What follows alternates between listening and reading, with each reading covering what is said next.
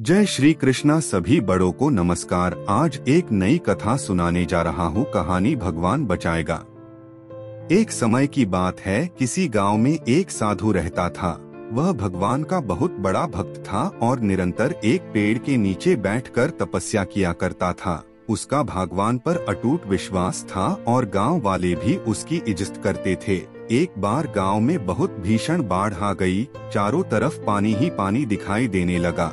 सभी लोग अपनी जान बचाने के लिए ऊंचे स्थानों की तरफ बढ़ने लगे।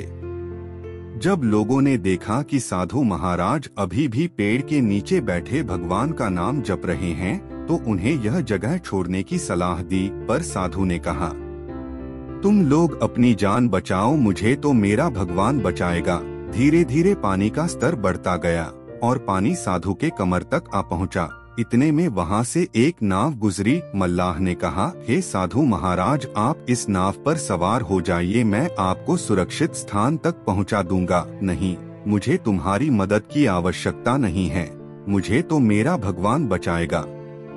साधु ने उत्तर दिया। नाव वाला चुपचाप वहां से चला गया। कुछ देर बाद बाढ़ और प्रचंड हो गई। साधु ने पेड़ पर चढ़ना उचित समझा और वहां बैठकर ईश्वर को याद करने लगा। तभी अचानक उन्हें गड़गड़ाहट की आवाज सुनाई दी। एक हेलीकॉप्टर उनकी मदद के लिए आ पहुंचा। बचाव दल ने एक रस्सी लटकाई और साधु को उसे जोर से पकड़ने का आग्रह किया, पर साधु फिर बोला, मैं इसे नहीं पकड़ूंगा, मुझे तो मेरा भगवान बचाएगा।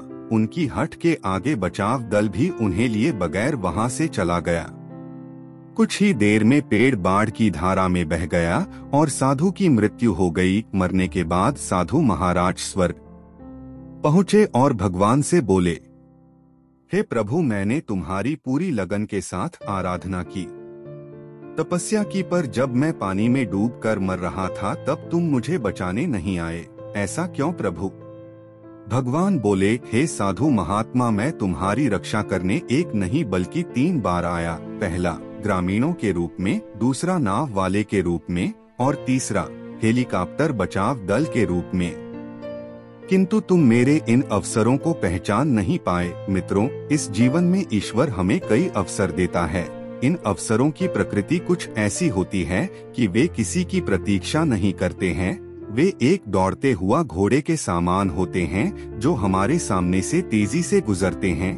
यदि हम उन्हें पहचानकर उनका लाभ उठा लेते हैं तो वे हमें हमारी मंजिल तक पहुंचा देते हैं, अन्यथा हमें बाद में पछताना ही पड़ता है।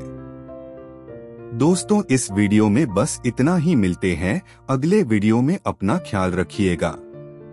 उम्मीद है कि आपको यह कहानी पसंद आई होगी। आपका कोई भी सुझाव है तो मुझे कमेंट में कह सकते हैं। कृपा करके आप मेरे चैनल को सब्सक्राइब करें और मेरी वीडियो को लाइक करें, ताकि मुझे धार्मिक वीडियो बनाने का हौसला मिलता रहे और आप सबका प्यार भी मिलता रहे। कृपा मेरे चैनल को सब्सक्राइब करें। अब मैं मिलता हूँ आपको अगली वीडियो में। जय श्री कृष्णा।